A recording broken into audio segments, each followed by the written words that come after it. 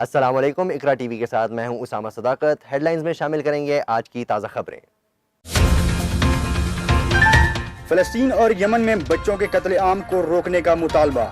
अक़वाम मुत्तहिदा के तैनात ईरान के मुस्तकिल मंदूब ने फ़लस्तीन और यमन में निहत्ते बच्चों के कत्लेआम को रोकने का मुतालबा किया।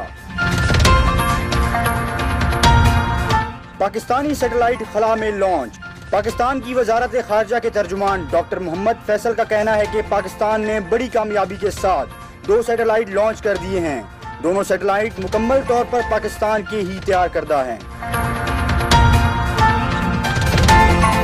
तुर्की में सदारती निज़ाम के तहत पहली काबीना का ऐलान।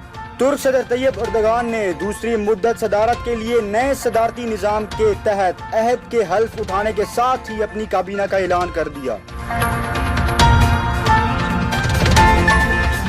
कराची में ज़राए के मुताबिक वफाकी तहकीकाती इदारे FIA ने मनी लॉन्ड्रिंग केस में साबिक सदर आसिफ अली जरदारी और फरियाल तापूर को 11 जुलाई को तलब कर लिया।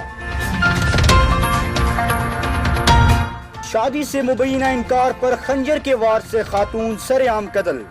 सूबे पंजाब के शहर रहीम यार खान में मुबैना तौर पर शादी से इनकार पर सरेआम खातून को खंजर के वार से कत्ल कर दिया गया।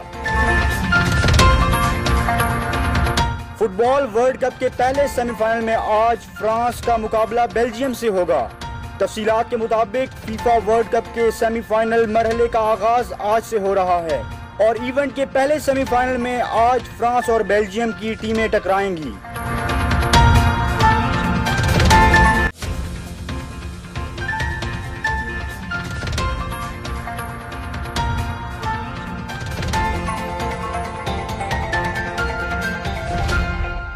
इस वक्त हेडलाइन से इतना ही। मजीद ताज़ा खबरों और अपडेट्स के लिए विजिट कीजिए हमारी वेबसाइट ikratv.pk।